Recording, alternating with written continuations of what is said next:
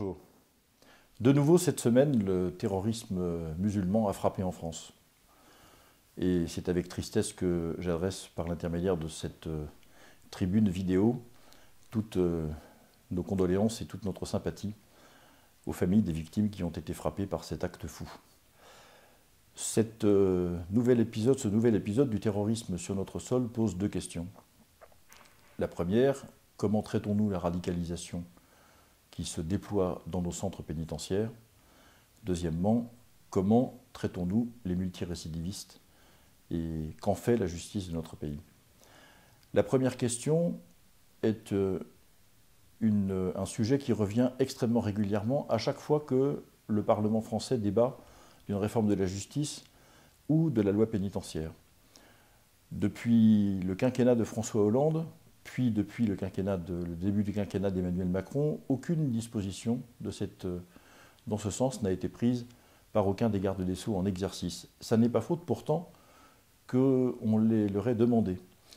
Il est assez simple en réalité de contenir ce phénomène, en tout cas de prendre des dispositions pour contenir la radicalisation en prison. 3 mesures sont essentielles. La première porte sur le brouillage des téléphones portables et l'interdiction de communiquer à l'extérieur des prisons par des moyens autonomes. La deuxième porte sur les fouilles à rétablir à la sortie des parloirs. Et la troisième, la plus importante, porte sur l'enfermement dans un même centre pénitentiaire de tous les détenus qui sont concernés par des actes de radicalisation ou qui sont sur ce chemin. Tant que nous ne prendrons pas ces 3 mesures, eh bien, nous n'aurons aucune chance de contenir la propagation de l'islam dans les prisons françaises et en particulier dans sa version la plus violente. Nous attendons donc, à la suite de cet acte terroriste du garde des Sceaux et du Premier ministre, qu'ils prennent ces dispositions afin que nous puissions avoir quelques chances de contenir ce phénomène et de le traiter. La deuxième question qui est posée, c'est celle de notre politique pénale et des sanctions que nous faisons subir à ceux qui sont des multirécidivistes. Le terroriste qui a été abattu hier par la police française est, semble-t-il, coupable de 27 faits qui ont conduit à des condamnations judiciaires, à l'âge de 29 ans.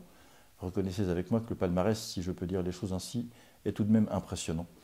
Qu'une personne de cet âge et qui a subi tant de condamnations judiciaires puisse encore se promener en liberté est pour moi un sujet de très grand étonnement et pour tout vous dire, un sujet presque de colère, parce que c'est incompréhensible pour des honnêtes gens qui sont la majorité de nos concitoyens, qu'ils soient d'ailleurs français ou d'origine étrangère. Eh bien, il n'est pas imaginable de maintenir la cohésion sociale si ceux qui passent leur temps à transgresser les lois de notre pays peuvent continuer de circuler en toute liberté et pourquoi pas de commettre des actes violents à l'égard de leurs contemporains.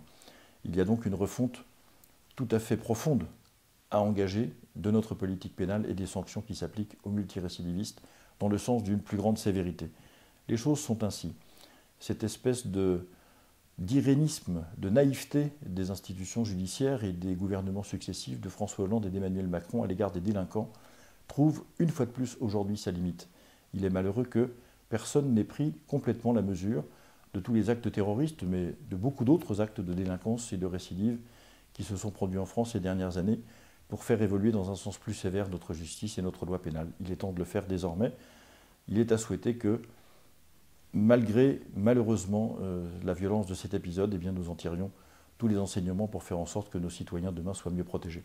C'est le vœu que je formule à la veille de ces fêtes de fin d'année, que je vous souhaite malgré tout dans un contexte très tendu et très douloureux, excellente, tant pour les fêtes de Noël que pour les fêtes du début de l'année prochaine. Merci beaucoup et à l'an prochain.